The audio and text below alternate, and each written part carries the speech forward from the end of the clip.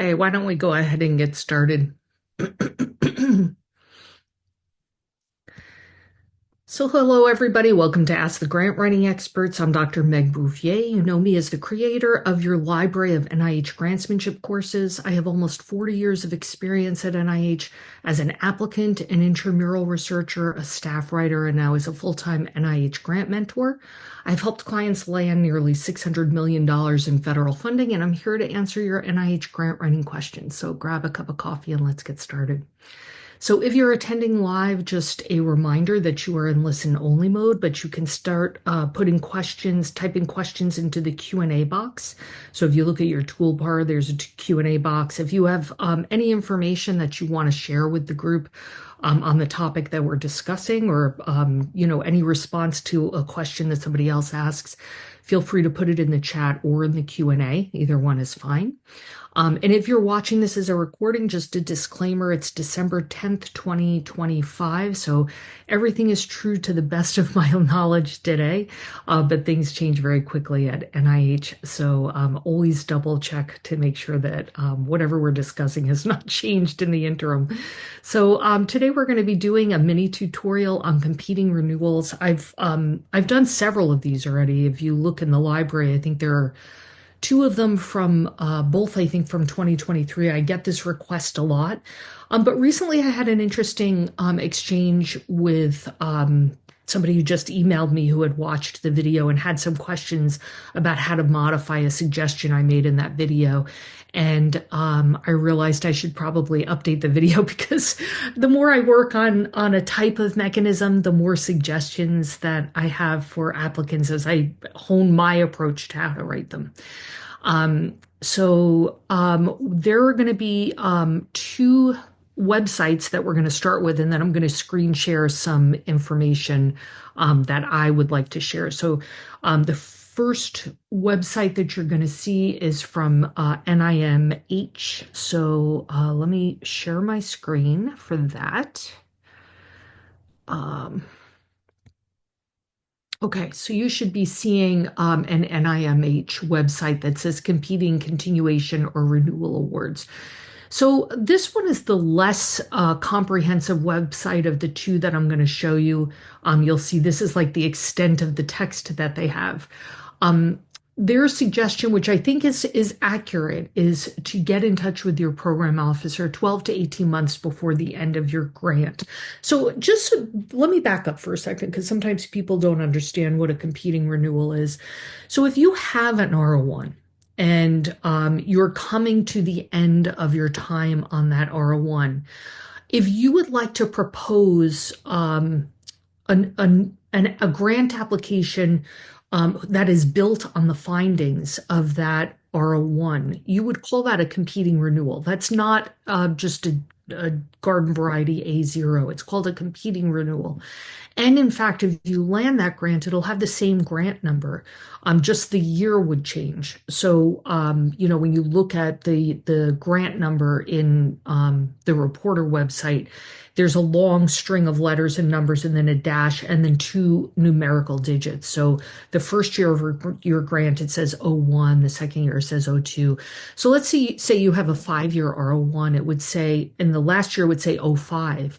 If you land your competing renewal and start a new set of a new 5-year grant period, it would be the same number, but it would say '06, '07, and it would continue. So if you look in Reporter, like if you, just look at any, you could look at what's funded by a given study section or look for applications that are similar to yours. Sometimes you'll see really high numbers. So you'll see like 28. That means the person has been writing competing renewals that are like a continued line of research that started 28 years earlier. So, and they can go on for decades. So I will say that you have two chances to land a competing renewal. And if you don't land it on the second try, then you have to kind of retool and go in as an A0, and then reviewers, it will get a new grant number. Reviewers would have no knowledge of the previous funding period except what you say in your preliminary data in that A0. So um, on the whole, sometimes people ask me, is it better to write a competing renewal or just go in with an A0? On the whole, it's better to write a competing renewal because in an ideal world, you would show I landed this R01. I had it for however many years, 4 or 5 years, and I generated preliminary data and publications on it. And now I'm using that to propose a new funding period.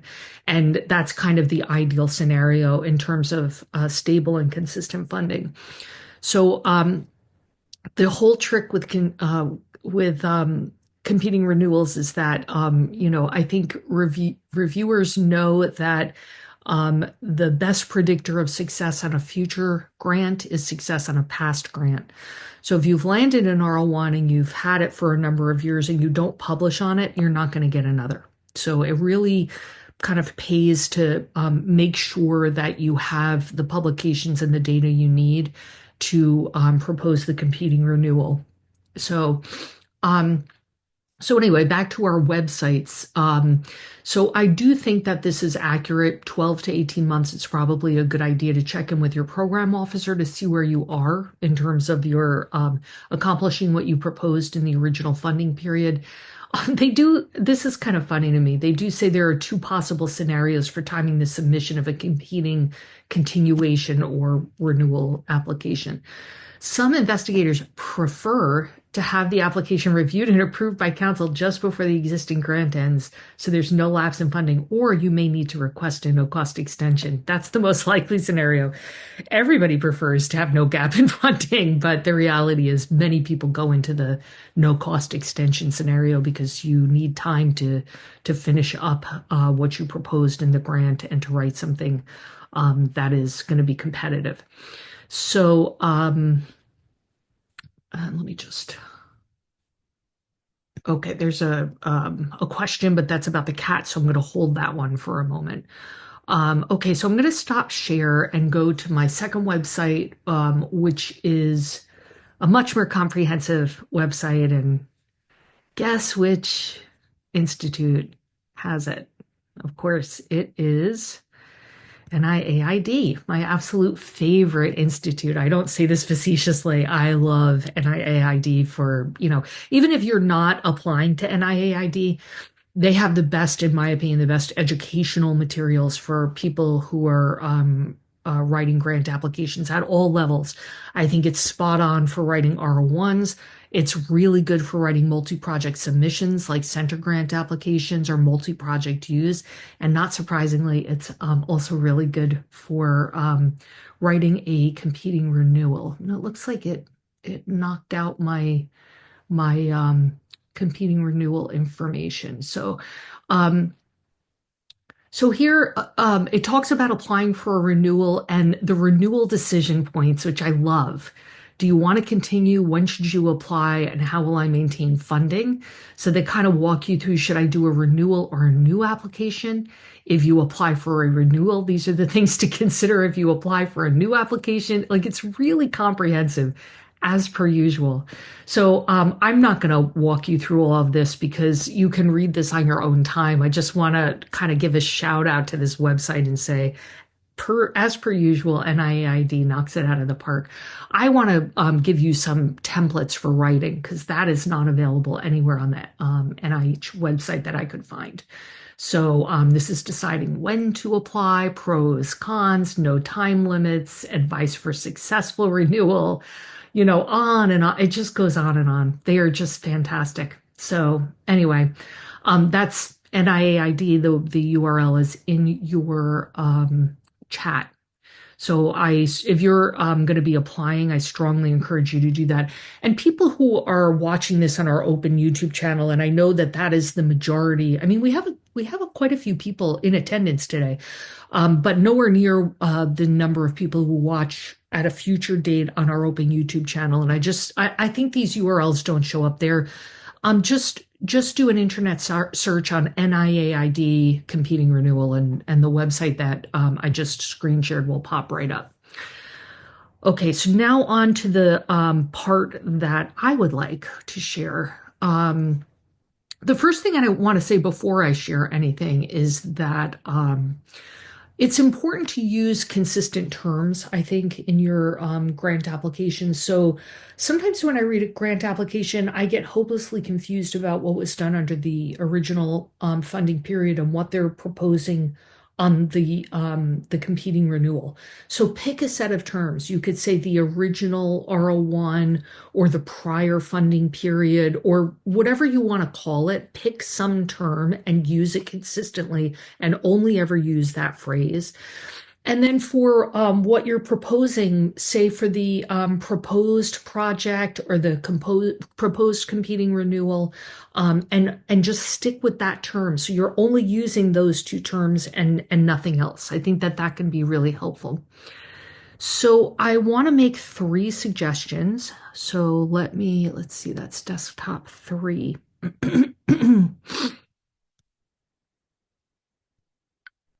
Okay, so you should be seeing a Word document that says Meg's suggestions for specific aims pages. So I'm going to expand it just in case it's hard to see. Hopefully that is viewable by everybody. Can people read that? Is that readable?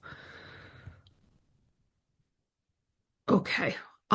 So this is my first suggestion. It has to do with the way you structure your specific aims page. So when I'm working on a competing renewal, a year or two ago, I came up with this strategy for really clarifying right on the aims page whether you're talking about the original funding period or the proposed competing renewal. And I think that first of all, I love bolded subheaders. I'm not a fan of big chunks of unformatted text. I love the subheaders justified to the left margin because I find them easier to skim. So anybody who isn't familiar with my trainings, just to say that to begin with.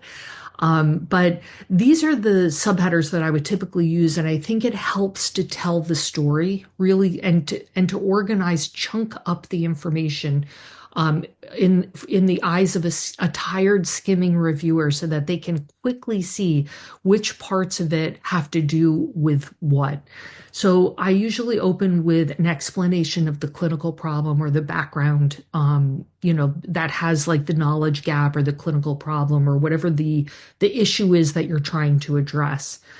Then I move on to the original R01 and what you propose to do on the original R01. Whatever your new data are that you got under the R01.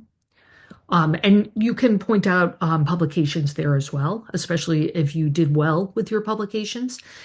And then based on that, so like you would have in the original R01, you would talk about what your original hypothesis was and what you proposed to do. And then under the new data, those are the data and publications that you got during the original funding period, which led to your new hypothesis and your new set of aims. So here in the proposed competing renewal, you would discuss your new hypothesis that is based on the new data and what the new set of aims are and what the anticipated impact is of completing the new set of aims. So it kind of tells a very logical story as you move on through. And I think that that's a really nice way to structure the aims page on a competing renewal. Moving into the progress report. So a competing renewal it looks somewhat like a regular R01, except that you're meant to have a section called a progress report. And typically this is positioned somewhere near the beginning of the approach section. My preferred way to structure this is not surprisingly as a table because it's easy to skim and quickly see what the progress was. And this is how I would typically structure that. So I would say what the aim was from the original R01 or the prior funding period. Again, you're going to pick some term and use it consistently. So you're going to restate the aim. You're going to say what your progress was on that aim and any publications that you got from it. And if it's a high impact journal, list the journal name. If not, you can just use numbers. And unpublished data can be discussed here, or this can just be like a high level summary of what your findings are. And of course, you're going to still get into the weeds of those new data as you move into the approach and get into the preliminary data section. But this is kind of encapsulates the progress report on the original R01. So this works great if you did well and you have publications and great findings and there's nothing nuanced about the story that you're trying to tell. So like if you did really well on your R01 and you really belted it out of the park and you feel like like I have a lot to brag about, I've got lots of publications and I did really well in terms of making progress on my aims, this is a great way to really make sure the reviewers can see it like very quickly, even if they're skimming. Because remember that most of your voting reviewers only ever skim the application. They don't read it from start to finish. But what if that's not the case? For many of you, there's going to be a more nuanced scenario where, things may require explanations and it's not a clear-cut case of, yep, we made progress on all our aims and we published in high impact journals and have lots of publications. So what do you do in that scenario? So here's another possibility for that. So if a table isn't feasible because you need to give a more nuanced explanation, it's still important to have some sort of concise, clearly labeled summary for the reviewers to quickly skim and grasp what your progress was. So typically what I would do then in that case is include text and do something like this. So this is actually like an actual like anonymized scenario that I gave to this person who I responded to in an email recently, where the person said that that table's not going to work for me, and here's why. So I kind of put his information in this format. So C1, progress on the original R01. So this is the progress report. The goal of our original R01 was to, and then you fill in the blank and give like a brief high-level summary. As of year 5, month X, we have 85% enrollment in the trial, exceeding our target recruitment goals. Despite COVID-related delays and a major shift in standard of care, this is where the nuanced explanation comes in, we have been able to collect X biospecimens for our biorepository, and then the person would give more details, but really keep it high level here because there's going to be a preliminary data section where you get into the weeds. We have the following manuscripts in progress. This is the other nuanced piece because these folks did not yet have manuscripts, many manuscripts in press. So, but they were working on things that this was a scenario where they were compiling several years worth of information into a really comprehensive manuscript that was going to be submitted to Nature. And this was actually a senior level researcher who had a history of submitting to high impact journals.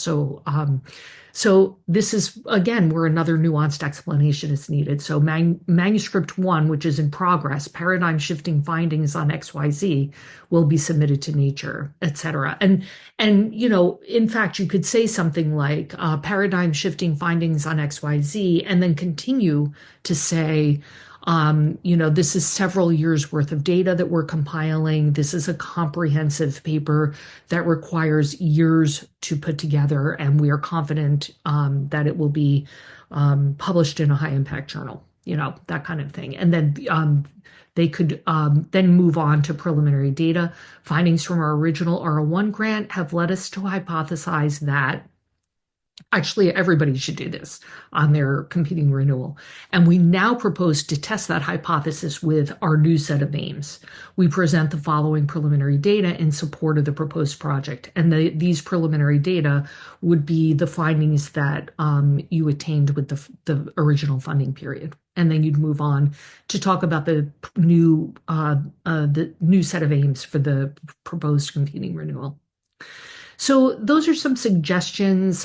In previous mini tutorials, I've shown this table, but not the alternative scenario where more nuanced explanations are required, nor did I show that template for the aims page. Those are new. And I don't think the websites are new. I know that NIAID website has been around for a while, although it says it was the content was last reviewed on September 11th, 2025. So they are saying that the content is up to date. Okay, so any questions on that, feel free to put them in the Q&A, and otherwise I am going to start working my way through the questions, and feel free to keep typing questions into the Q&A. So here's somebody talking about the Katz R01. So, and just to back up so that people know what the Katz is. So the ESIs get a funding advantage on all R01s. So in addition to the normal ESI funding advantage that your institute typically gives, which may vary from institute to institute. Historically, there have been NOFOs that were open specifically to ESIs. So the Katz R01 is one of them. There are others too. So like in the high risk, high reward portfolio, the DP2 and DP5 were among the ones that I used to discuss, but at the moment, those are not active. So I'm getting a lot of questions about the Katz because most institutes participate. There's also an R35 MIRA open to ESIs, but there used to be lots of them. There's not a parent announcement. There are individual NOFOs sponsored by institutes. The biggest portfolio has always been at NIGMS, but historically, there were lots of those at other institutes. We're now down to two. So it's GMS and I think NHLBI sponsors NR35 at the moment. The GMS one is active. But of course you have to be doing work that's within the mission statement of the GMS. So, and that isn't true for most people. So ESIs are flooding me with questions about the Katz R01 because it's really kind of the only ESI NOFO that's specific to them that's open right now, unless they are working within the NIGMS mission. So the Katz R01 is meant for ESIs who are changing direction, and as such, you cannot report preliminary data with it. Having said that, I find that most applicants do have preliminary data. They are simply not reporting it when they write their Katz. And so they'll submit a Katz, they won't report the data. And just so people know, these are the budgets are kind of small on these. I think they're capped at like 250K directs per year, I think, which is like half of what you might get on a typical R01. So what else do you need to know about those? They're 12 pages. They do have an aims page. They do have a significance, innovation, and approach. But you can't report preliminary data. So the trick with the Katz, of course, is to convince reviewers of the feasibility of you doing something for which you have no preliminary data. And happily, very recently, one of the institutes, I think it was Aging, that submitted it, or uploaded it rather, uploaded a sample of the the one-page change of direction form. So take a look for that. That's a really helpful form to give you some idea of how to convince reviewers that this really is a new direction, but that my past work informs what I'm proposing to do, and therefore it's feasible. So that gives you kind of an idea of what the Katz is. So this person is saying, is the success rate high? No. This would be the first one for me. I'm a little hesitant to work on 12 pages given there's no preliminary data, so it is a long grant. Is it also true no preliminary results at all there? I wonder how the structure of their grant will be. Yeah, it's true. You can't report anything that is preliminary data. So I think in the example that Aging provided, I probably should just look it up. The sample that change of direction.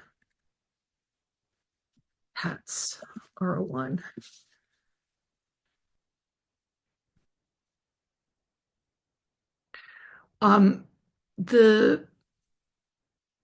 The sample talks about somebody who I'm not immediately pulling it up. Oh no, here it is. Change of direction. So let me pop this in the chat also for people, because this will help answer some of these questions.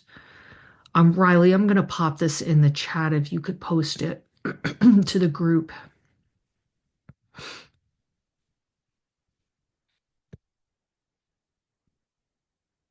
Okay. So the change of direction talks about somebody who is doing hearing loss and sensory input and studying the sensory cortex.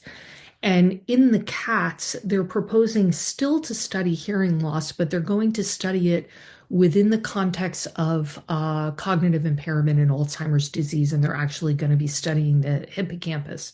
So it's still hearing loss, but it's a whole new brain region. It's a whole new context for studying hearing loss and many new techniques as well. So they kind of talk about their past research in hearing loss research and studying one brain region and say that this experience and these publications will help launch them in this new direction, but that the new direction they're going in is truly a new direction. It's a really hard line to hit. And I think it can change from study section to study section. So I've seen some reviews where I thought that it was kind of iffy if it was really a change of direction and the reviewers bought it. And then I've read some applications where I thought it was a slam dunk that it was a change of direction and the reviewers did not buy it. So, this is helpful. The Katz is not a very it hasn't been around very long. It came out within the last couple of years. So there's not a lot of guidance on the NIH website in terms of, understanding how to write the Katz, unlike the R35, where there's lots of guidance on NIGMS for writing a Mira. There's like FAQs, there's like a slide deck. There's lots of guidance on it because it's been around for a really long time. But the Katz is new and there's not much guidance. And this sample actually just came out very recently. So the funding lines, I have not actually seen success rates, but anecdotally, and from talking to program officers, I think the success rate is pretty low on the Katz. But I can tell you that what people typically do is if they're moving into a new direction, they generate some preliminary data. They write a Katz, but they don't report that preliminary data. They hold they hold it all back, and they might choose to do that if they're not going to be competitive they're not going to have enough preliminary data or publications to be competitive on that research direction for like a year or more. So you write a Katz, you submit it with no preliminary data, and you wait and see if it gets funded. And in the meantime, you use other funding sources to continue that line of research. And if the Katz isn't funded at the end of that time period, 9 months, 12 months, whatever it is, that takes you to get an answer, then maybe at that point you would have enough data to submit it as an R21 or even an R01, depending on how far along you were originally. So that seems to be a pretty typical scenario for how people handle that. Just that's not, there's nowhere on the NIH website that says that that's what you should do, but I can tell you just anecdotally from working with applicants, that is typically what people seem to be doing. So that, hopefully that is helpful to somebody. Okay, I'm an instructor at an academic medical center. Just a quick follow-up from my earlier emails. You had previously suggested, oh yeah.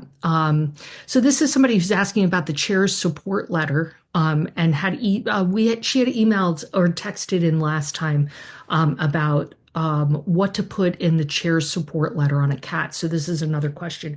And I will tell you that I and my team have scoured the internet and found nothing on that topic. So here's my suggestion for you. I would go to your pre-award support office because you're at a large organization and I'm sure they've submitted lots of Katz applications. So I would go to, if you can, some kind of centralized pre-award support office or research development office and ask them specifically about the chair's support letter and how it should differ. So if I had to guess, I mean, the big difference, of course, with the Katz is that you're pretty junior and you're proposing to change direction. So a chair's support letter would differ, I'm guessing, on a Katz in that they would say that despite the fact that you have not moved in the direction that you're proposing yet, the chair is confident that based on your past work, and your that they're confident that you'll be able to be successful in this new area.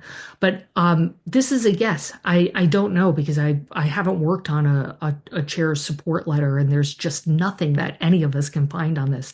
So I would ask your pre-award support office on this. I actually had team members looking for this as well because I was like, is it me? I can't find anything. So yeah, that's my answer to that. Okay, in the past, I've heard that for a first non-competing renewal, no justification is required, and they were basically automatic. Do you know if this has changed recently? Not that I know of. So, of course, you're going to write progress reports, right? So, I don't, like this is a post-award question, so I don't typically work on anything post-award. But of course, I read notices from NIH, and I have not seen anything to that effect.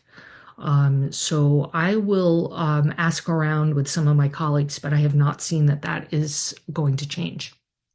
So, and I wouldn't say, even historically, I wouldn't exactly say it was automatic. You do have to write an annual progress report in the R series, and on cooperative agreements, you have to write them quarterly. You have to write 4 a year. So, you have to be progressing. You have to, so if you're doing, for example, a project where recruitment is involved, you've got to be hitting your recruitment and enrollment targets, for example. I wouldn't exactly say it's automatic. But you historically you've had to really mess up to have funding withdrawn. And I use the recruitment sample because the only time in my career that I've have seen NIH rescind money, it was because people were not hitting their recruitment and enrollment targets on a large clinical trial. And I did see that several times during the course of my career. So not exactly automatic under the best of circumstances, but I have not seen anything about any kind of change for non-competing renewals. Is there an option for grant applications to collaborate internationally with NIH? So it's always been a little bit of an uphill battle to collaborate internationally at NIH, and I think it's worse now than it's ever been. And I know that there were notices that came out this year pertaining to working with people internationally, and I don't quite remember offhand what they say. But it's never been easy to justify international collaborations at NIH because it's paid out of taxpayer dollars and they want to keep the money in the US. They're, just so you know, like, when I used to write appropriations testimony for NIH, Congress was always pushing NIH to come up with an actual number that states that for every grant dollar you spend on a given applicant, it stimulates X dollars, X more dollars in the local economy. So, like if you give somebody a grant award and then they have to hire people to do the grant in that area, and they have meetings, and so they're getting local caterers in, and so there's like a little local economic stimulus. And Congress was always pushing for like how much is that? It's like impossible to capture that number, right? But they're keenly aware of keeping money in the US. So even prior to this administration, it was hard to justify. And the times when people could justify it was like if you were doing some sort of big international collaboration, for example, like I had a client who was doing a genetics in Alzheimer's disease study that had sites all over the world, and they were building this gigantic database of, genetic anomalies that were seen in Alzheimer's populations. So, so I don't quite remember what the current guidance is about that. I know there was something came out this year, but on the whole, I tend to discourage people from international collaborations even before this administration. So yeah, but there was some guidance that came out this year. If anybody remembers what that was, please write in. This is somebody saying, can you please comment again on which institutes are currently accepting the Katz? Sure. So I actually didn't comment on that. I was the ones that I commented on were the R35 because there's only two of them. which was NIGMS and I think NHLBI, but I'll just screen share it really quickly for you. Let's see. So this is the current active NOFO for the Katz, and I'll just come down here. It's PAR 25322. For those who don't know, this 25 here is FY 25. So if you ever pull up a NOFO with a low number there, like a 20, you're looking at the outdated version, and you probably want to look at the notices to see if it was reissued. But anyway, for the person who asked, this is the list of NOFOs. And let me just zoom in a little bit because I don't know if that's readable. But, and I'll drop the URL in the chat.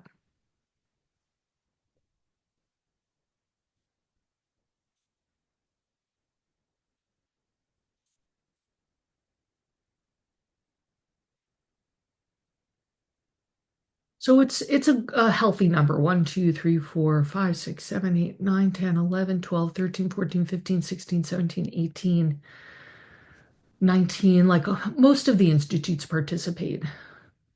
So all the big ones seem to be here.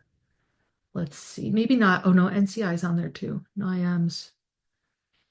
Yeah. Looks like NHLBI is on there. Is AAA on there? Yeah. NIAID.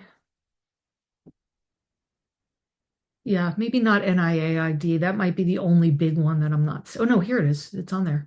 Yeah, so most of them and the big guns are on there. So hopefully that's helpful. Okay, what if you have papers that have a little minor data from the grant being renewed, but are more focused on data from a different grant? Does it look suspect to include it in the paper list?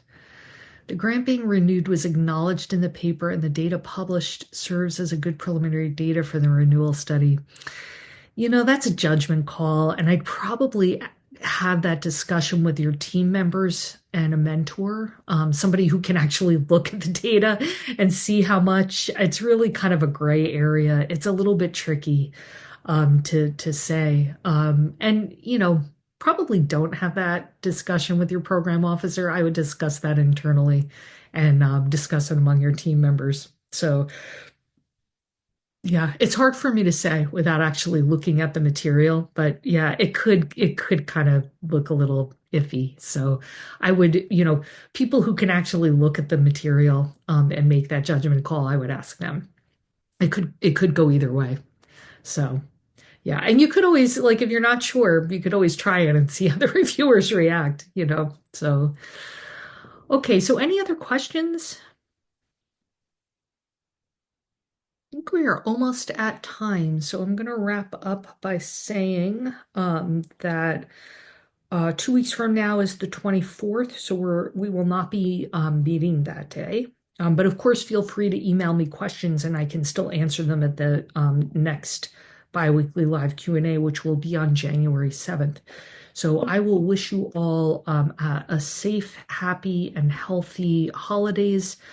Good luck with your grant writing, and I look forward to working with folks on January 7th, where we'll be coming back to answer questions. It'll be like a pure Q&A session for the cycle 1 deadline. So as the French would say, courage, and I'll see everybody after the holidays. Take care, everybody.